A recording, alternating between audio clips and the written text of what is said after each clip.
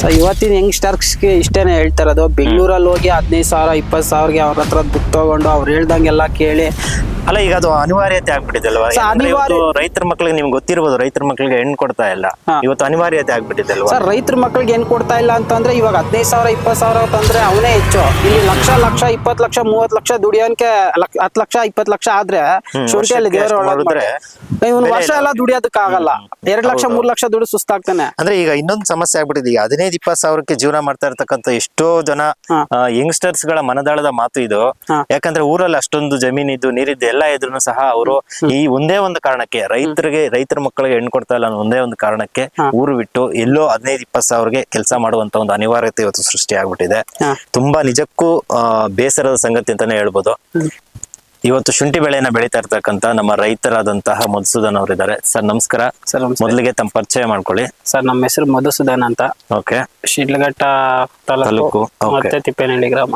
Sir ಈಗ ಶುಂಠಿ ನಾಟಿ ಮಾಡಿದ್ರೆ ನೋಡ್ದೆ ನಾನು, ಆ ಕೊನೆಯಿಂದ ಕೊನೆ ತನಕ ನಾನು ನೋಡ್ಕೊಂಡ್ ಬಂದೆ. ಎಷ್ಟು ದಿನ ಆಯ್ತು ಈ ಒಂದು ಶುಂಠಿಯನ್ನ ನಾಟಿ ಮಾಡಿ? ಸರ್ ಮೇ 5ನೇ ತಾರೀಕು ನಾಟಿ ಮಾಡಿದ್ದು. ಮೇ 5ನೇ ತಾರೀಕು. ಸೊ ಆಲ್ಮೋಸ್ಟ್ ತಿಂಗಳ ಮೇಲೆ 15 ದಿವಸ ಆಗಿದೆ ಸರ್. ಈಗ ಇನ್ನೂ ಎಷ್ಟು ದಿನ ಅದು ಹಾರ್ವೆಸ್ಟಿಂಗ್ ಬರಬೇಕಾದ್ರೆ ಇನ್ನೂ ಎಷ್ಟು ದಿನಗಳ ಕಾಲ ವೆಯ್ಟ್ ಮಾಡ್ಬೇಕಾಗುತ್ತೆ ಸರ್? ಹತ್ರ 9 ತಿಂಗಳು, 8.5ರಿಂದ 9 ತಿಂಗಳಿಗೆ ಆಲ್ಮೋಸ್ಟ್ ಅಲ್ಲಿ ಗಡ್ಡೆ ಎಲ್ಲ ಫಿನಿಶಿಂಗ್ ಬಂದ್ಬಿಡುತ್ತೆ. ಇನ್ನ ಹೆಚ್ಚುವರಿಯಾಗಿ ಬರ್ಬೇಕಂದ್ರೆ 10ರಿಂದ 11 ತಿಂಗಳು ಆಗ್ತದೆ. 11 ತಿಂಗಳು ಅಂದ್ರೆ ಈಗ ಆರಂಭದಲ್ಲಿ ಏನ್ ಕೆಲಸ ನಾವು ಮಾಡ್ತೀವಿ ಇದಕ್ಕೆ ಶುಂಠಿಗೆ ಸಂಬಂಧಪಟ್ಟಂತೆ ಈ ಬೆಡ್ ಪ್ರಿಪರೇಷನ್ಸ್ ಇರ್ಬೋದು, ಮತ್ತೆ ನಾಟಿ ಮಾಡ್ತಕ್ಕಂಥ ವಿಧಾನ ಇರ್ಬೋದು, ಅದ್ರ ಬಗ್ಗೆ ಹೇಳೋದಾದ್ರೆ ಯಾವ ತರ ಪ್ರಿಪರೇಷನ್ಸ್ ನ ಮಾಡ್ಕೊಂಡ್ರಿ? ಸರ್ ನಾವು ಮುಂಚೆ ಎಲ್ಲ ಮಾಮೂಲಿ ಉಳುಮೆ ಮಾಡೋ ತರ ಎಲ್ಲ ಟ್ರ್ಯಾಕ್ಟರ್ ಉಳುಮೆ 5 ಕಾರಲ್ಲಿ ಉಳುಮೆ ಮಾಡಿದೀವಿ. ರೋಟರಿ ಹೊಡಿಸಿ, ಲೆವೆಲ್ ಬ್ಲೇಡ್ ಹೊಡಿಸಿ, ನಂತರ ಗೊಬ್ಬರ 5 ಲೋಡ್ ಗೊಬ್ಬರ ಹಾಕಿದೀವಿ ಸರ್. 15 ಕುಂಟೆ ಹಾಕಿರೋದು. ಎಷ್ಟು ಒಂದು ಲೋಡ್ಗೆ ಎಷ್ಟಾಗುತ್ತೆ ನಿಮ್ ಭಾಗದಲ್ಲಿ? ಏನ್ ಹೇಳಿ? ಒಂದು ಟ್ರ್ಯಾಕ್ಟರ್ ಲೋಡ್ಗೆ ಕೊಡುಗೆ ಗೊಬ್ಬರ ಎಷ್ಟಾಗುತ್ತೆ ಸರ್? ಈಗ ನಮ್ ಕಡೆ ಒಂದು ಲೋಡ್ಗೆ 5,500 ಇದೆ. 5,500 ಇದೆ. ಮತ್ತೆ ಅದನ್ನೆಲ್ಲ ತಗೊಂಬಂದು ಇಲ್ಲಿ ಹಾಕದ್ಮೇಲೆ ಅದನ್ನ ಹಾಕೋದಕ್ಕೆ ಅದ್ರ ನಾವು ಯಾವ ತರ ಮಾಡಿದ್ರು ಅಂತಂದ್ರೆ 5 ಲೋಡ್ ಗೊಬ್ಬರ ಹಾಕಿದೀವಿ, ಮತ್ತೆ ಒಂದು ಟಿಪ್ಪರ್ ಕೆಮ್ಮಣ್ಣು ಹಾಕಿದೀವಿ. ಸೊ ಅದನ್ನ ನಾವೇನ್ ಮಾಡಿದ್ರಿ, JCP ಅಲ್ಲಿ ಟೋಟಲಿ ಮಿಕ್ಸಿಂಗ್ ಮಾಡ್ಬಿಟ್ಟು ತದನಂತರ JCP ಅಲ್ಲೇ ಡೋಸಿಂಗ್ ಅಲ್ಲಿ ಮುಂದೆ ಚೆಲ್ಲೋ ತರ ಮಾಡಿಸಿದೀವಿ. ಮಾಡಿಸ್ಬಿಟ್ಟು ಅಲ್ಲಿ ಸ್ವಲ್ಪ ಲೈಟ್ ಆಗಿ ನಿಂತಿರುತ್ತೆ. ಸೊ ಅದರಿಂದ ನಾವೇನ್ ಮಾಡಿದ್ವಿ, ಒಂದಿಬ್ಬರು ಲೇಬರ್ ತಗೊಂಡು ಚನಕೆಯಲ್ಲಿ ಸ್ಪ್ರೆಡ್ ಮಾಡಿ, ಮತ್ತೆ ನಂತರ ಆ ಗುಡಾರ ಕಲ್ಟಿವೇಟರ್ 9 ಕಾರ್ ಕಲ್ಟಿವೇಟರ್ ಅಲ್ಲಿ ಉಳುಮೆ ಮಾಡಿ, ನಂತರ ರೋಟ್ರಿ ಹೊಡೆದು. ಅಂದ್ರೆ 9 ಕಾರಲ್ಲಿ ಅಂದ್ರೆ ಡೀಪ್ ಆಗಿ ಮಾಡಬಾರ್ದು ಆ ಟೈಮ್ ಅಲ್ಲಿ? ಇಲ್ಲ ಸರ್, ಲೈಟ್ ಆಗಿ ಅರ್ಧ ಅಡಿ ಹೋದ್ರೆ ಸಾಕು ಅಷ್ಟೇ. ಓಕೆ. ಆಮೇಲೆ ಏನಾದ್ರು ರೋಟ್ರಿ ಏನಾದ್ರು ಮಾಡ್ಬೇಕಾಗಿತ್ತಾ? ಹಾ ಸರ್, ರೋಟ್ರಿ ಹೊಡೆದಾದ್ಮೇಲೆ ನಂತರ 5 ಕಾರ್ ಟ್ರ್ಯಾಕ್ಟರ್ ಅಲ್ಲೇ ಸಾಲು ಉಳುಮೆ ಮಾಡಿದ್ವಿ. ಸಾಲು ಹೊಡೆದ್ಮೇಲೆ ಏನಾಯ್ತಂದ್ರೆ 2 ಅಡಿ ಕಡೆ ಸಾಲು ಬಿಡ್ತು. 2 ಅಡಿ ಸಾಲು ಬಿಟ್ಟಾದ್ಮೇಲೆ ಆಮೇಲೆ ಮಾಮೂಲಿ ನೀರ್ ಬಿಟ್ವಿ. ಫಸ್ಟ್ ಅಟೆಂಪ್ಟ್ ಮಾಡಿ ಆಮೇಲೆ ಗಾತ ಹೊಡೆದ್ವಿ. ಅಡಿಗೆ ಒಂದೊಂದು ನಾನು ಹಾಕಿದೀನಿ. ಕೆಲವರು 3/4 ಅಡಿಗೆ ಹಾಕಿದ್ದಾರೆ, ಕೆಲವರು ಅರ್ಧ ಅಡಿಗೆ ಹಾಕಿದ್ದಾರೆ. ಸೊ 3/4 ಅಡಿಗೆ ಅರ್ಧ ಅಡಿಗೆ ಹಾಕಿದ್ರೆ ಪ್ರಾಬ್ಲಮ್ ಏನಾಗುತ್ತೆ ಅಂತಂದ್ರೆ, ಗಡ್ಡೆ ನಾವು ಹೆವಿ ಡೋಸ್ ಮಾಡಿದಾಗ ಏನಾಗ್ತೈತೆ ಅಂದ್ರೆ ಅದು ಗಡ್ಡೆ ಮೇಲೆ ಗಡ್ಡೆ ಡೆವಲಪ್ ಆಗ್ತಾ ಹೋಗ್ತಾ ಗಡ್ಡೆ ಮೇಲೆ ಗಡ್ಡೆ ಇರ್ತಾ ಇರ್ತದೆ, ಕ್ವಾಂಟಿಟಿ ಕಡಿಮೆ ಬರುತ್ತೆ. ಸೊ ಅಡಿ ಕುಣಿದ್ರೆ ಏನಾಗುತ್ತೆ ಅಂತಂದ್ರೆ ಗಡ್ಡೆ ಕ್ವಾಲಿಟಿ ಬರ್ತದೆ, ಪ್ಲಸ್ ಕ್ವಾಂಟಿಟಿ ಮತ್ತೆ ಫುಲ್ ಕವರ್ ಆಗ್ತದೆ. ಸೊ ಅದರಿಂದ ಆತರ ಮಾಡಿರ್ತಾರೆ. ಓಕೆ. ಈಗ ಇದು ಎಷ್ಟು ಅರ್ಧ ಎಕರೆ ಇದೆ ಅಂತ ಹೇಳ್ತಿದ್ರಿ. ಈ ಅರ್ಧ ಎಕರೆಗೆ ಎಷ್ಟು ಗಡ್ಡೆ ತಗೊಂಡ್ಬಂದಿದ್ರ? ಚೀಲ ಲೆಕ್ಕದಲ್ಲಿ ತಗೊಂಡ್ಬಂದ್ರ? ಸರ್ ನಾವು ಬಿತ್ತನೆ ಲೆಕ್ಕದಲ್ಲಿ ತಗೊಂಡ್ಬಂದ್ವಿ. ಮೂಟೆ 3,100 ರೂಪಾಯಿ ಬಿತ್ತು. ಏನು ಒಂದು ಚೀಲಕ್ಕೆ? 62 ಕೆಜಿ. 62 ಕೆಜಿ. ಓಕೆ. ಎಷ್ಟು ತಗೊಂಡ್ಬಂದ್ರಿ ಟೋಟಲ್? ಸರ್ ಟೋಟಲ್ 11 ಮೂಟೆ ತಗೊಂಡ್ಬಂದಿದೀವಿ. ಎಷ್ಟಾಯ್ತು ನಿಮ್ಗೆ ಆ ಟೈಮಲ್ಲಿ? ಅದಕ್ಕೆ 34 ಇಲ್ಲಿ ಎಕ್ಸ್ಪೋರ್ಟ್ ಟ್ರಾನ್ಸ್ಪೋರ್ಟ್ ಎಲ್ಲ ಸೇರಿ 35,000 ಖರ್ಚು. 35,000 ಬಂತು. ಮತ್ತೆ ಈಗ ಬೆಡ್ ಪ್ರಿಪರೇಷನ್ಸ್ ಆಯ್ತು, ಮತ್ತೆ ನಾಟಿ ಮಾಡಿದ್ರಿ, ಮತ್ತೆ ಆ ಡ್ರಿಪ್ ಎಲ್ಲ ಯಾವ ತರ ಮಾಡ್ಕೊಟ್ಟು ಅದೆಲ್ಲ ಬೆಡ್ ಮಾಡಿದ ತಕ್ಷಣ ಮಾಡಿದ್ರೆ? ಸಾಲಲ್ಲಿ ಫಸ್ಟ್ ಟ್ರ್ಯಾಕ್ಟರ್ ಸಾಲ ಹೊಡಿಸಿದಾದ್ಮೇಲೆ ನಂತರ ಕರೆಕ್ಟ್ ಆಗಿ ಹೋಲ್ ಹಾಕೊಂಡು ಡ್ರಿಪ್ ಮಾಡ್ಕೊಂಡು ಆಮೇಲೆ ನ್ಯಾಟ್ರಲ್ ಎಳ್ದಿದ್ದು, ಫಸ್ಟ್ ಅಟೆಂಪ್ಟ್ ನೀರ್ ಬಿಟ್ಟಿದ್ದು, ನಂತರ ಗಾತ ಹಾಕಿದ್ದು, ಮತ್ತೆ ಉಣ್ಕೊಂಡು ಹೋಗಿದ್ದು ಅಷ್ಟೇ. ಇದು ಫಸ್ಟ್ ಪ್ರೊಸೀಜರ್. ಯಾಕಂದ್ರೆ ಅದನ್ನ ನಾವು ಉಣಕ್ ಮುಂಚೆ ಏನ್ ಮಾಡ್ಬೇಕು ಅಂತಂದ್ರೆ, ಫಸ್ಟ್ ಒಂದು ಕ್ಲೋರೋ C50 ಅಂತ ಹೇಳ್ಬಿಟ್ಟು ಮದ್ದು ತಗೊಂಡ್ಬರ್ಬೇಕು. ಸೊ 200 ಲೀಟರ್ಗೆ ಮಿಕ್ಸ್ ಮಾಡ್ಕೊಬೇಕು.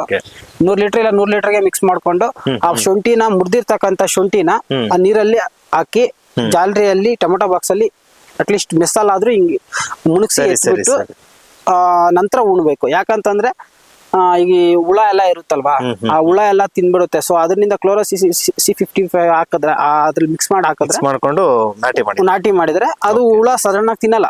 ಓಕೆ. ಅದಾದ್ಮೇಲೆ ಈಗ ನಾಟಿ ಮಾಡ್ಬೇಕಾದ್ರೆ ಈ ಕೆಮಿಕಲ್ ಗೊಬ್ಬರ ಇತ್ತೀಚಿನ ದಿನಗಳಲ್ಲಿ 100% ನಾವು ಕೊಡ್ಲೇಬೇಕಾಗುತ್ತೆ. ಕೆಮಿಕಲ್ ಗೊಬ್ಬರ ಅಂತ ಬರೋದಾದ್ರೆ ಏನೇನೆಲ್ಲ ಗೊಬ್ಬರ ನೀವು ಕೊಟ್ಟಿದ್ದೀರಾ? ಸರ್ ನಾವೀಗ ಕೆಮಿಕಲ್ ಗೊಬ್ಬರ ಕೊಟ್ಟು 8 ದಿವಸ ಆಯ್ತು.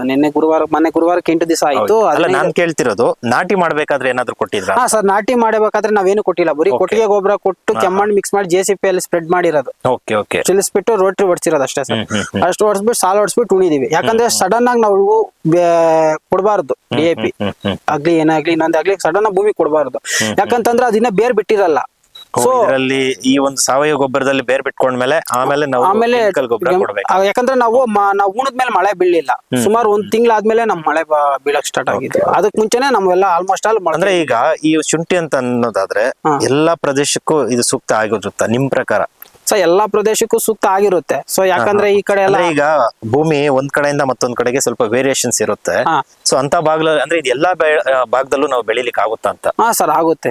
ಮಾಡದೇ ಇರೋಂತ ರೈತ ಮಾಡದೇ ಇರ್ತಕ್ಕಂತ ಕೆಲಸನೇ ಇಲ್ಲ, ಎಲ್ಲಾನು ಮಾಡ್ಬೋದು. ಆಗುತ್ತೆ ಅಂತ ಮಾಡಿದ್ರೆ ಡೆಫಿನೆಟ್ಲಿ ಆಗುತ್ತೆ. ಓಕೆ, ಅದಕ್ಕೊಂದು ಬೆಸ್ಟ್ ಉದಾಹರಣೆ ಅಂದ್ರೆ ಈ ಅಡಿಕೆ ಬಯಲ್ಸೀಮೆಗೆ ಆಗಲ್ಲ ಅಂತ ಇತ್ತೀಚಿನ ದಿನಗಳಲ್ಲಿ ಬಯಲ್ಸೀಮೆಯಲ್ಲೂ ಸಹ ಜಾಸ್ತಿ ಜನ ಬೆಳೀತಾ ಇದ್ದಾರೆ. ಮತ್ತೆ ಆಪಲ್ ಅಷ್ಟೇ, ಇಲ್ಲೆಲ್ಲೋ ಚಿಕ್ಕಬಳ್ಳಾಪುರ ಶಿಡ್ಲಘಟ್ಟದಲ್ಲೇ ಬೆಳೆದು ರೈತರೆಲ್ಲ ತೋರಿಸಿದ್ದಾರೆ. ಮಾಡದೇ ಇರೋಂತ ಕೆಲಸ ಇಲ್ಲ ಸರ್. ಮಧು ಅವ್ರೆ, ಈಗ ನಾಟಿ ಮಾಡಿದ್ರಿ, ಡ್ರಿಪ್ ಎಲ್ಲ ಯಾವ ತರ ಮಾಡ್ಬೇಕು ಅದೆಲ್ಲ ಹೇಳಿದ್ರಿ. ಮತ್ತೆ ಈ ನಾಟಿ ಮಾಡದ್ಮೇಲೆ ಈ ರೋಗಗಳಂತ ಬರೋದಾದ್ರೆ ಯಾವ ಸ್ಟೇಜ್ ಅಲ್ಲಿ ಯಾವ ತರ ರೋಗ ಕಾಣ್ಕೊಂಡು? ಸರ್ ನಮ್ಗೆ ಸ್ಟಾರ್ಟಿಂಗ್ ರೋಗ ಕಾಣಿಸಿದ್ದು ಏನು ಅಂತಂದ್ರೆ ಫಸ್ಟ್ ಆಫ್ ಆಲ್ ಹುಳ ತಿನ್ನೋದು. ಹುಳ ತಿನ್ನುತ್ತೆ. ಸುಳಿನ ಪ್ರಾಬ್ಲಮ್ ಹೆಂಗ್ ಬರುತ್ತೆ ಅಂತ ಹೇಳ್ತೀನಿ ಕೇಳಿ. ಪಕ್ಕದಲ್ಲಿ ಏನಾದ್ರೂ ಮೆಕ್ಕೆಜೋಳ ಇದ್ರೆ ಮೆಕ್ಕೆಜೋಳ ಇಂದ ಸ್ಪ್ರೆಡ್ ಆಗುತ್ತೆ, ಫಾಸ್ಟ್ ಆಗಿ ಸ್ಪ್ರೆಡ್ ಆಗುತ್ತೆ. ಸೊ ಔಷಧಿ ಹೊಡಿಲೇಬೇಕು ಕಂಪಲ್ಸರಿ. ಆಮೇಲೆ ನಂತರ ಏನಾಗುತ್ತೆ, ರೆಕ್ಕೆ ಒಣಗೋಕ್ ಸ್ಟಾರ್ಟ್ ಆಗುತ್ತೆ. ಯಾಕೆ, ಯಾವ್ದು ಕಾರಣದಿಂದ ಆತರ ಆಗುತ್ತೆ ಸರ್? ರೆಕ್ಕೆ ಒಣಗೋದು ಏನಂದ್ರೆ ಈ ಗಾಳಿ ವೈರಸ್, ಆ ಗಾಳಿ ವೈರಸ್ ನಿಂದ ರೆಕ್ಕೆ ಒಣಗುವಂತ ಚಾನ್ಸಸ್ ಆಗುತ್ತೆ. ಆ ರೆಕ್ಕೆ ಒಣಗಿದಾಗ ಏನಾಗುತ್ತೆ ಅಂದ್ರೆ ಎಲೆ ಗ್ರೀನ್ನೆಸ್ ಬರಲ್ಲ, ಗ್ರೋತ್ ಇರಲ್ಲ. ಸೊ ನಾದಕ್ಕೆ ಏನ್ ಮಾಡಿದೆ, ರೆಕ್ಕೆ ಒಣಗೋದಕ್ಕೆ ಪ್ಲಸ್ ಗ್ರೋತಿಂಗ್ ಪ್ರಮೋಟ್ ಆಗೋದಕ್ಕೆ ಅವೆರಡನ್ನು ಔಷಧಿ ಸ್ಪ್ರೇ ಮಾಡಿದೀನಿ. ಅಂದ್ರೆ ಈಗ ಎಷ್ಟು ದಿನಕ್ಕೆ ಒಂದ್ಸಲ ಔಷಧಿಗಳ ಸ್ಪ್ರೇ ಮಾಡಬೇಕು ಸರ್? ವಾರಕ್ಕೆ ಒಂದ್ಸಲ 10 ಸಲ ಸ್ಪ್ರೇ ಮಾಡಿ, ವಾರಕ್ಕೆ 10 ದಿನ ಮಾಡ್ಲೇಬೇಕು. ವಾರ 10 ದಿನಕ್ಕೆ ಒಂದ್ಸಲ ಮಾಡ್ಬೇಕು. ಓಕೆ. ಈಗ ಎಷ್ಟು ದಿನ ತನಕ ಇದನ್ನ ಹತ್ತತ್ರ ಹೇಳಿದ್ರೆ ನೀವು ಇನ್ನೊಂದು ವರ್ಷ ಮೇಂಟೈನ್ ಮಾಡಬೇಕು ಅಂತ? ಈ ಕೆಲಸ ಅನ್ನೋದಾದ್ರೆ ಆರಂಭದಲ್ಲಿ ಸ್ವಲ್ಪ ಕೆಲಸ ಇರುತ್ತೆ ಅಂತ ಗೊತ್ತು. ಅದಾದ್ಮೇಲೆ ಸರ್ ಈಗ ನಾಟಿ ಮಾಡಿದಾದ್ಮೇಲೆ ಏನಾಯ್ತು ಅಂತಂದ್ರೆ ಕಳೆ ಮೇನ್ ಇದ್ರಲ್ಲಿ ಮೇಜರ್ ಪ್ರಾಬ್ಲಮ್ ಕಳೆ. ಈ ಕಳೆನ ನಾವು ನಿಯಂತ್ರಣ ಮಾಡ್ಬಿಟ್ರೆ ಆಲ್ಮೋಸ್ಟ್ ಅಲ್ಲಿ ಸೇಫ್ಟಿ ಮಾಡ್ಕೊಬಹುದು ಸರ್. ಯಾಕಂತಂದ್ರೆ ಈಗ ನಾವು 2 ಟೈಮ್ಸ್ ಮಾಡಿದೀವಿ ಕಳೆ. ಸ್ಟಾರ್ಟಿಂಗ್ ಅರ್ಲಿ ಸ್ಟೇಜ್ ಅಲ್ಲಿ ನಾವು ಉಣಿದ್ಮೇಲೆ ಏನ್ ಮಾಡಿದ್ವಿ ಅಂದ್ರೆ ನೀರ್ ಬಿಟ್ಟಿದ್ದಾದ್ಮೇಲೆ ಮೊಳಕೆ ಬಂತು.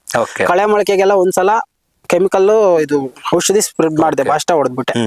ನಂತರ ಏನ್ ಮಾಡಿದೆ, ಮೋಸ ಎಲ್ಲ ಇರೋ ಮೊಳಕೆಲ್ಲ ಕ್ಲೀನ್ ಆಗಿ ಶುಂಠಿ ಬರಕ್ ಸ್ಟಾರ್ಟ್ ಮಾಡಿತ್ತು. ಆಮೇಲೆ ಮದ್ದು ಹೊಡೆಯಕ್ಕಾಗಿಲ್ಲ, ಯಾಕಂತಂದ್ರೆ ಕಳೆ ಔಷಧಿ ಹೊಡಿಬಾರ್ದು. ಹೊಡೆದ್ರೆ ಏನಾಗುತ್ತೆ ಅಂತಂದ್ರೆ ಹೊರಟೋಗುತ್ತೆ. ಸೊ ಅದಕ್ಕೆ ನಾವೇ ಕೈಯಲ್ಲೇ ತೆಗೆದ್ಬಿಟ್ರೆ ಲೇಬರ್ಸ್ ಇಟ್ಟು ಕೈಯಲ್ಲಿ ತೆಗ್ದಿದೀವಿ. 2 ಟೈಮ್ಸ್ ತೆಗ್ದಿದೀವಿ. ಇನ್ನ 10 to 15 ಡೇಸ್ ಅಲ್ಲಿ ಅದನ್ನ ಸಾಲ್ವ್ ಮಾಡ್ಬೇಕು. ಮತ್ತೆ ಸಾಲ್ವ್ ಮಾಡಿದಾಗ ಕಳೆ ಒಂದ್ ಸ್ವಲ್ಪ ಕಂಟ್ರೋಲ್ ಬರುತ್ತೆ. ಸಾಲ್ವ್ ಮಾಡಕ್ ಮುಂಚೆ ಕಳೆ ಒಂದ್ಸಲ ಸಾಲ್ವ್ ಮಾಡ್ಬೇಕಾದ್ರೆ ಮತ್ತೆ ಏನಾದ್ರು ಫರ್ಟಿಲೈಸರ್ಸ್ ಕೊಡ್ಬೇಕು. ಈಗ ಫರ್ಟಿಲೈಸರ್ ನಾವು 20-20 ಮತ್ತೆ 10-26 ಮತ್ತೆ 5 ಮುಟ್ಟಿ ಬೇವಿ ಹಿಂಡಿ ಹೊಂಗೆ ಹಿಂಡಿ ಕೊಡೋಣ ಅಂತ ಅನ್ಕೊಂಡಿದೀವಿ. ಎಲ್ಲ ಮಿಕ್ಸ್ ಮಾಡ್ಬಿಟ್ಟು ಆ ಬುಡಗಳ ಹತ್ರ ಒಂದಂದ್ರೆ ಬುಡದ ಹತ್ರ ಹಾಕುದು, 1 4 ಬಿಟ್ಟು ಸೆಂಟ್ರಲ್ ಹಾಕ್ಬಿಟ್ಟು ಕ್ಲೀನ್ ಆಗಿ ಸಾಲ್ವ್ ಮಾಡ್ಬಿಟ್ಟು ಮಣ್ಣು ಮುಚ್ಚಬೇಕು. ಅದಾದ್ಮೇಲೆ ಮತ್ತೆ ನೀರ್ ಬಿಡಬೇಕು. ತದನಂತರ ನೀರ್. ಮತ್ತೆ ಈಗ ಇದು ಮಳೆಗಾಲ ಬರ್ತಾ ಇದೆ ಅಲ್ವಾ, ಮಳೆಗಾಲದಲ್ಲಿ ಯಾವ ತರ ಮೇಂಟೈನ್ ಮಾಡ್ತೀರಾ ಅದನ್ನ? ಸರ್ ಮಳೆಗಾಲದಲ್ಲಿ ಅದೇ ಹೇಳ್ತಾ ಇಲ್ಲ, ಯಥೇಚ್ಛವಾಗಿ ನೀರ್ ಬಿಡಬಾರ್ದು. ನೀರಿಗೆ ಹೆಚ್ಚಾಗಿ ಕೇಳಲ್ಲ. ನೀರ್ ಬಿಟ್ರೆ ಸ್ಟಾರ್ಟಿಂಗ್ ಅರ್ಲಿ ಸ್ಟೇಜ್ ಅಲ್ಲಿ ನೀವು ನೀರ್ ಹೆಚ್ಚಾಗಿ ಬಿಟ್ರೆ ನೀರ್ ಗಡ್ಡೆ ಬಿಡುತ್ತೆ. ನೀರ್ ಗಡ್ಡೆ ಬಂದಾಗ ಏನಾಗುತ್ತೆ, ಕೊಳೆಯಕ್ಕೆ ಸ್ಟಾರ್ಟ್ ಆಗುತ್ತೆ. ಕೊಳೆ ರೋಗ ಅನ್ನೋದು ಇದ್ರಲ್ಲಿ ಜಾಸ್ತಿ, ಕೊಳೆತು ರೋಗ ಅನ್ನೋದು ಹೆವಿ ಬರ್ತದೆ. ಮತ್ತೆ ಕಪ್ಪು ರೋಗ ಅನ್ನೋದು ಬಿಡ್ತದೆ, ಮತ್ತೆ ಅರ್ಶಿನ್ ರೋಗ ಅನ್ನೋದು ಬಿಡ್ತದೆ. ಸೊ ಎಲ್ಲ ಇದ್ರ ಬಗ್ಗೆ ಗಮನಿಸ್ಕೊಂಡು ಇಂಟ್ರೆಸ್ಟ್ ಆಗಿ ಮಾಡಿದ್ರೆ ಡೆಫಿನೆಟ್ಲಿ ಇದ್ರಲ್ಲಿ ರೀಚ್ ಆಗ್ತೀರಿ ಸರ್. ಯಾಕಂದ್ರೆ ಈಗ ಪ್ರೆಸೆಂಟ್ 4,000 ಇದೆ. ಒಂದು ಚೀಲ 62 ಕೆಜಿಗೆ 4,000 ಇದೆ ವಾಸ್ತವಾಂಶ ಈಗ. ಸೊ ಇನ್ ಕೇಸ್ ನಮ್ಗೆ 1 ಮೂಟೆಗೆ 20 ಮೂಟೆ ತೆಗಿಬೇಕು. ಟಾರ್ಗೆಟ್ ಇರೋದೇ 1 ಮೂಟೆಗೆ 20 ಮೂಟೆ. ನಾವು 8-9 ಮೂಟೆ ಉಣಿದೀವಿ. ಅವರೇಜ್ ಎಷ್ಟು ತೆಗಿಬಹುದು? ಎಲ್ಲರೂ ಅವರೇಜ್ 20 ಮೂಟೆ ತೆಗಿಲಿಕ್ಕೆ ಆಗಲ್ಲ, ಎಷ್ಟು ತೆಗಿಬಹುದು ಸರ್? ಅಪ್ರಾಕ್ಸಿಮೇಟ್ ಕರೆಕ್ಟ್ ಆಗಿ ನಾವು ಮಾಡಿದ್ರೆ ಒಂದು 270ರಿಂದ 280 ಮೂಟೆ ಡೆಫಿನೆಟ್ಲಿ ತೆಗಿಬಹುದು. ಎಷ್ಟಿಗೆ? 8.5 ಮೂಟೆಗೆ. 8.5 ಮೂಟೆಗೆ. ಓಕೆ. ಇವತ್ತಿನ ಲೆಕ್ಕದಲ್ಲೂ ಆಲ್ಮೋಸ್ಟ್ ನಿಮ್ಗೆ ಎಷ್ಟಾಗುತ್ತೆ ಸರ್? ಈಗ ತಗೊಳ್ಳಿ, ಅಪ್ರಾಕ್ಸಿಮೇಟ್ 2,500 ಇಟ್ಕೊಂಬಿಡಿ ಸಾಕು. ಅವರೇಜ್ 2,500 ಇಟ್ಕೊಂಡ್ರು ಈಗ 250-270 ಮೂಟೆ ಅಂತ ನೀವ್ ಹೇಳ್ತಾ ಇದ್ರ. ಅದ್ರಲ್ಲಿ ಒಂದು 30 ಮೂಟೆ ಕಳುಪ್ ತೆಗಿರಿ. 250 ಮೂಟೆಗೆ ಮೋಸ ಇಲ್ಲ. 250 ಮೂಟೆಗೆ ಇದ್ ಮಾಡ್ಕೊಳ್ರಿ. 30 ಮೂಟೆ ಕಳುಪೋದ್ರು ಅದನ್ನ ನೋಡ್ಕೊಂಡು ಕ್ಯಾಲ್ಕುಲೇಟ್ ಮಾಡಿ ಎಷ್ಟಾಗುತ್ತೆ ಅಂತ ದಯವಿಟ್ಟು ಕಮೆಂಟ್ ಮಾಡಿ. ಇನ್ನು ಈಗ ಮುಂದುವರೆದ ಭಾಗವಾಗಿ ಹೇಳೋದಾದ್ರೆ, ಶುಂಠಿಲಿ ಈಗ ಆರಂಭದಲ್ಲಿ ಸ್ವಲ್ಪ ಕೆಲಸ ಬರುತ್ತೆ, ಓಕೆ, ಅದೆಲ್ಲ ಮೇಂಟೈನ್ ಮಾಡಿದ್ರೆ ಈಗ ಸಾಲ್ ಮಾಡೋದೆಲ್ಲ ಆಯ್ತು. ನೆಕ್ಸ್ಟ್ ಈಗ ಡ್ರಿಪ್ ಇರಿಗೇಷನ್ ನೀವು ಮತ್ತೆ ಅದಕ್ಕೆ ಕೊಡ್ಬೇಕಾಗುತ್ತಲ್ವಾ. ಈ ಮಳೆಗಾಲ ಅಂತ ಬರೋದಾದ್ರೆ ನೀರ್ ನಿಲ್ಲುತ್ತೆ. ಸಾಮಾನ್ಯವಾಗಿ ನೀವು ಹಾಕಿರ್ತಕ್ಕಂಥ ಸಾಲುಗಳು ಅಂತ ನಾವು ಏನ್ ಬರುತ್ತೆ, ನೀರು ನಿಲ್ಲುವಂತ ಒಂದು ಚಾನ್ಸಸ್ ಇರುತ್ತಲ್ಲ, ಆ ನೀರು ನಿಂತ್ರೆ ಏನಾದ್ರು ರೋಗ ಬರುತ್ತಾ? ನೀರ್ ನಿಂತ್ರೆ ಏನಾಗುತ್ತೆ ಅಂತಂದ್ರೆ ಎಲ್ಲ ಹಳದಿ ಕಲರ್ ತಿರ್ಗ್ಬಿಡುತ್ತೆ, ಹಳದಿ ಕಲರ್ ಗಡ್ಡೆ ಎಲ್ಲ ಪ್ರಾಬ್ಲಮ್ ಆಗುತ್ತೆ. ಸೊ ಅದಕ್ಕೆ ನೀರು ಇಲ್ದೇ ಇರೋ ತರ ನಾವು ಆ ಲಾಸ್ಟ್ ಈ ಲಾಸ್ಟ್ ಕಾಲುವೆ ಮಾಡಿದೀವಿ. ಓಕೆ, ಬಂದ್ ನೀರು ಈ ಕಡೆ ನೀರು ಈ ಕಡೆಗೆ ಹೋಗುತ್ತೆ, ಆ ಕಡೆ ನೀರು ಆ ಕಡೆಗೆ ಹೋಗುತ್ತೆ. ಸೊ ಆ ತರ ನಾವು ಎಲ್ಲಾ ಕಡೆ ಆ ಲಾಸ್ಟ್ ಈ ಲಾಸ್ಟ್ ಕಾಲುವೆ ಮಾಡಿ ಲಾಸ್ಟ್ ಎಂಡಿಂಗ್ ಅಲ್ಲಿ ಕಾಲುವೆ ಮಾಡಿ ತೆಗ್ದಿದೀವಿ ನೀರು ಔಟ್ಪುಟ್ ಆಗೋದಕ್ಕೆ. ನೀರ್ ಬಂದಿದ್ ಮಳೆ ನೀರೆಲ್ಲ ಆಚೆ ಹೊರಟೋಗ್ಬೇಕು, ಸ್ಟೋರೇಜ್ ಇರಬಾರ್ದು. ಓಕೆ, ಇನ್ನೆಷ್ಟು ದಿನ ಕಾಯ್ಬೇಕಾಗುತ್ತೆ ಈ ಒಂದು ಇದಕ್ಕೆ ಫಸ್ಟ್ ಹಾರ್ವೆಸ್ಟಿಂಗ್ ಗೆ? ಇನ್ನಿಷ್ಟು ದಿನ ಕಾಯ್ಬೇಕು? ಇನ್ನ ಈಗ ಸ್ಟಾರ್ಟಿಂಗ್ ತಿಂಗಳ ಮೇಲೆ 15 ದಿವಸ ಆಗಿದೆ, 1.5 ತಿಂಗಳಾಯ್ತು ಅಂತ ಹೇಳಿ. 1.5 ತಿಂಗಳಾಯ್ತು. ಓಕೆ, ಇನ್ನ ಹತ್ರ ಡಿಸೆಂಬರ್ ಜನವರಿ ತನಕ ಕಾಯ್ಬೇಕು. ಆಲ್ಮೋಸ್ಟ್ ಆಲ್ ಫಸಲು ಕೈಗೆ ಸಿಗ್ಬೇಕಂದ್ರೆ ಕೆಲವರು 7 ತಿಂಗಳಿಗೆ ಕೊಟ್ಬಿಡ್ತಾರೆ, 8 ತಿಂಗಳಿಗೆ ಕೊಟ್ಬಿಡ್ತಾರೆ. ಯಾಕಂದ್ರೆ ಸ್ಟಾರ್ಟಿಂಗ್ ಆಗೋದೇ ಒಂದು 8-9 ತಿಂಗಳ ಆದ್ಮೇಲೆ ನೀವು ಯಾವಾಗ ಬೇಕೋ ಮಾರಾಟ ಮಾಡಬಹುದು. ಗಡ್ಡೆ ಚೆನ್ನಾಗಿ ಬಂದ್ರೆ, ಗಡ್ಡೆ ಚೆನ್ನಾಗಿ ಯಾವಾಗ ಅಂದ್ರೆ ಕ್ವಾಂಟಿಟಿ ಜಾಸ್ತಿ ಬರುತ್ತೆ. ಸಾಲ್ ಮಾಡಿದ್ದಾದ್ಮೇಲೆ ಚೆನ್ನಾಗಿ ಅವಾಗ ಅದು ಒಂದ್ರಿಂದ ಒಂದು ಮರಿಗಳು ಹುಟ್ತಾ ಹೋಗುತ್ತೆ. ಸೊ ಅದ್ರಾಗ ಆತರ ಆಗುತ್ತೆ ಸರ್.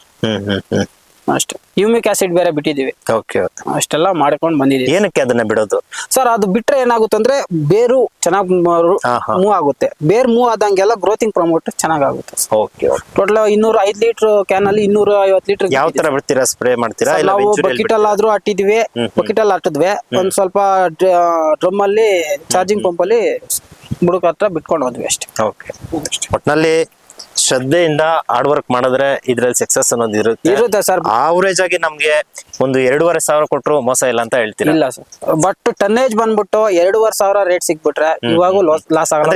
5 ಲಕ್ಷ ಆದ್ರೂ ಡೆಫಿನೆಟ್ಲಿ. ಒಂದು ಕ್ವಶನ್ ಕೇಳೋದ್ ಮರ್ತೋದೆ, ಇದನ್ನ ನಾಟಿ ಮಾಡ್ಬೇಕಾದ್ರೆ ಯಾವ ತಿಂಗಳಲ್ಲಿ ನಾಟಿ ಮಾಡೋದು ಬೆಟರ್ ಸರ್? ಈಗ ನಾಟಿ ಮಾಡ್ಬೇಕಂತಂದ್ರೆ ಏಪ್ರಿಲ್ ಮೇ ಇಂದ ಸ್ಟಾರ್ಟ್ ಮಾಡ್ಬೇಕು. ಯಾಕಂದ್ರೆ ಮಾರ್ಚಿಯಲ್ಲಿ ಹಾಕಿದ್ರೆ ಮಾರ್ಚ್ ಏಪ್ರಿಲ್ ಟೆಂಪರೇಚರ್ ಹೆವಿ ಆಗುತ್ತೆ. ಇನ್ ಕೇಸ್ ಮೇಲ್ ಉಣಿದ್ರೆ ಏನಾಗುತ್ತೆ ಅಂದ್ರೆ ಅಕಾಲಿಕವಾಗಿ ಬರ್ತಕ್ಕಂಥ ಮಳೆಗಳಿಂದ ಬ್ಯಾಲೆನ್ಸ್ ಆಗುತ್ತೆ. ಸ್ಟಾರ್ಟಿಂಗ್ ನಾವು ಇದ್ರಲ್ಲಿ ಮಾರ್ಚಲ್ಲೇ ಉಣ್ಬಿಟ್ರೆ ಏನಾಗುತ್ತೆ ಅಂದ್ರೆ ಹೆವಿ ನೀರ್ ಕೇಳುತ್ತೆ, ಗಡ್ಡೆ ಏನಾಗುತ್ತೆ ಫುಲ್ ಡ್ಯಾಮೇಜ್ ಆಗುತ್ತೆ, ಬಿಸಿಗೆಲ್ಲ ಸತ್ತೋಗುತ್ತೆ. ಸೊ ಮೇ ಅಥವಾ ಜೂನ್ ತಿಂಗಳಲ್ಲಿ ನಾಟಿ ಮಾಡ್ತಕ್ಕಂಥದ್ದು ಉತ್ತಮ ಅಂತ ಸೂಕ್ತ. ನೀವು ಇದಕ್ಕೆ ಮುಂಚೆ ಏನಾದ್ರು ಬೆಳೆದಿದ್ರೆ ಇಷ್ಟೊಂದು ನಾಲೆಡ್ಜ್ ತಿಳ್ಕೊಂಡಿದ್ರೆ? ಇಲ್ಲ ಸರ್, ಇದೇ ಫಸ್ಟ್ ಅಟೆಂಪ್ಟ್. ನಾವು ಎಲ್ಲ ಹೊರಗಡೆ ಮಾಡ್ತಾ ಇದ್ರು, ಸೊ ಅವ್ರ ಹತ್ರ ನಾವು ರೆಫರ್ ತಗೊಂಡು ಈ ತರ ಹಿಂಗ್ ಮಾಡಿದ್ರೆ ಆಗುತ್ತೆ ಅಂತ ಹೇಳ್ಬಿಟ್ಟು ನಾನು ಮಾಡಿರೋದು. ಸೊ ನಾನು ಈಗ ಬೆಳೀತಾ ಇದ್ರಾ ಸರ್? ನಮ್ದು ರೇಷ್ಮೆ ಇದೆ, ಮತ್ತೆ ಹೂವ ಇದೆ, ಎರಡು. ಅಂದ್ರೆ ಈಗ ಆರಂಭಿಕನಾಗಿ ಕೃಷಿಕನಾಗಿ ಯಾವುದೇ ಒಂದು ಕೃಷಿಯಲ್ಲಿ ಕೆಲಸವನ್ನ ಮಾಡ್ಬೇಕಾದ್ರೆ ಅವ್ರಿಗೆ ಏನ್ ಟಿಪ್ಸ್ ಕೊಡ್ತೀರಾ ನೀವು? ಈಗ ನಾನು ಹೊಸದಾಗಿ ಏನೋ ಒಂದು ಬೆಳೆ ಇಡಬೇಕಾದ್ರೆ ಅಂತವ್ರಿಗೆ ಏನ್ ಹೇಳ್ತೀರಾ? ಸರ್, ಈ ತರ ಮಾಡಿದ್ರೆ ಹಿಂಗ್ ಮಾಡ್ಬೋದು ಅನ್ನೋದನ್ನ ರೈತ ಮಾಡ್ದಿದ್ ಕೆಲಸ ಇಲ್ಲ, ರೈತ ನೋಡ್ದಿದ್ ಬೆಳೆ. ಹೌದು, 100%. ಮತ್ತೆ ಪ್ರಾಯೋಗಿಕವಾಗಿ ರೈತ ಬಂದವ್ರೆ ನೀವು ಯಾವುದೇ ಒಂದು ಕೆಲಸನ ಮಾಡಿ ಫಸ್ಟ್ ಪ್ರೀ ಪ್ಲಾನ್ ಅನ್ನೋದು ಇರಲೇಬೇಕಾಗುತ್ತೆ. ನೋಡಿ, ಅವ್ರು ಇಷ್ಟು ನಾಲೆಡ್ಜ್ ತಿಳ್ಕೊಂಡಿದ್ರೆ, ಇಷ್ಟು ಮಾಹಿತಿನ ತಿಳ್ಕೊಂಡಿದ್ದಾರೆ ಅಂದ್ರೆ ಅದ್ರ ಜೊತೆಗೆ ಈ ನಾಲೆಡ್ಜ್ ಜೊತೆಗೆ ಒಂದಷ್ಟು ಅನುಭವ ಆದ್ರೆ ಯಾವ ತರ ಇರುತ್ತೆ ಅನ್ನೋದನ್ನ ಚೆನ್ನಾಗಿ ಅರ್ಥ ಮಾಡ್ಕೊಳ್ಬೇಕು. ಸರಿ ಹೇಳಿ ಸರ್. ನಾನು ಅದು ಒಂದ್ ಹೇಳ್ತೀನಿ, ಬೆಳೆ ಇಡೋದಲ್ಲ, ಪ್ರತಿ ತಿಂಗಳು ಬೆಳೆ ಇಟ್ಕೊಂಡ್ರೆ ರೈತ ಲಾಸ್ ಆಗುತ್ತೆ ನಿಜ. ಯಾಕಂತಂದ್ರೆ ಸೀಸನ್ ತಕ್ಕ ಬೆಳೆ ಇಕ್ಬೇಕು. ಫಸ್ಟ್ ಆಫ್ ಆಲ್ ಕರೆಕ್ಟ್ ಆಗಿ ಸೀಸನ್ ನೋಡಿ ಬೆಳೆ ಇಟ್ರೆ ರೈತ ಅಟ್ಲೀಸ್ಟ್ 100% ಆಗತ್ತ, 50% 60% ಆದ್ರೂ ಆಗುತ್ತೆ. ನಾವು ಸೀಸನ್ಗೂ ಬೆಳೆ ತಪ್ಪಿಸಿ ಬೆಳೆ ಇಟ್ಟಾಗ ಏನಾಗುತ್ತೆ ಅಂದ್ರೆ ಪ್ರಾಬ್ಲಮ್ ಆಗ್ತಾ ಹೋಗುತ್ತೆ. ಸೊ ಅದನ್ನ ನಾವು ರೈತರು ಫಸ್ಟ್ ಆಫ್ ಆಲ್ ತಿಳ್ಕೊಂಡು ಮಾಡ್ಬೇಕಾಗುತ್ತೆ. ಓಕೆ, ಇವತ್ತಿನ ಯಂಗ್ಸ್ಟರ್ಸ್ಗೆ ನೀವು ಒಬ್ಬ ಯಂಗ್ಸ್ಟರ್ ಆಗಿ ಫಾರ್ಮಿಂಗ್ ಅಲ್ಲಿ ತುಂಬಾ ಎಕ್ಸ್ಪೀರಿಯನ್ಸ್ ನ ತಗೊಳ್ತಾ ಇದ್ದೀರಾ, ಸಿರಿಕಲ್ಚರ್ ಮಾಡ್ತಾ ಇದ್ದೀರಾ. ಇವತ್ತಿನ ಯಂಗ್ಸ್ಟರ್ಸ್ಗೆ ಏನ್ ಹೇಳೋದಕ್ಕೆ ಇಷ್ಟಪಡ್ತೀರಾ, ಮತ್ತೆ ಈ ಸೊಸೈಟಿಗೆ ಏನ್ ಹೇಳ್ತೀರಾ? ಸೊ ಇವತ್ತಿನ ಯಂಗ್ಸ್ಟರ್ಸ್ಗೆ ಇಷ್ಟೇನೆ ಹೇಳ್ತಾ ಇರೋದು, ಬೆಂಗಳೂರಲ್ಲಿ ಹೋಗಿ 15,000 20,000ಗೆ ಅವ್ರ ಹತ್ರ ದುಡ್ಡು ತಗೊಂಡು ಅವ್ರು ಹೇಳ್ದಂಗೆಲ್ಲ ಕೇಳಿ. ಅಲ್ಲ, ಈಗ ಅದು ಅನಿವಾರ್ಯತೆ ಆಗ್ಬಿಟ್ಟಿದೆ ಅಲ್ವಾ? ರೈತರ ಮಕ್ಳಿಗೆ ನಿಮ್ಗೆ ಗೊತ್ತಿರ್ಬೋದು, ರೈತರ ಮಕ್ಳಿಗೆ ಹೆಣ್ಣು ಕೊಡ್ತಾ ಇಲ್ಲ, ಇವತ್ತು ಅನಿವಾರ್ಯತೆ ಆಗ್ಬಿಟ್ಟಿದೆ ಅಲ್ವಾ? ಸರ್, ರೈತರ ಮಕ್ಳಿಗೆ ಹೆಣ್ಣು ಕೊಡ್ತಾ ಇಲ್ಲ ಅಂತಂದ್ರೆ ಇವಾಗ 15,000 20,000 ತಂದ್ರೆ ಅವನೇ ಹೆಚ್ಚು. ಇಲ್ಲಿ ಲಕ್ಷ 20 ಲಕ್ಷ 30 ಲಕ್ಷ ದುಡಿಯೋನ್ಕೆ 10 ಲಕ್ಷ 20 ಲಕ್ಷ ಆದ್ರೆ ಶುಂಠಿಯಲ್ಲಿ ದೇವರ ಒಳಗೆ ಇವನು ವರ್ಷ ಎಲ್ಲ ದುಡಿಯೋದಕ್ಕೆ ಆಗಲ್ಲ.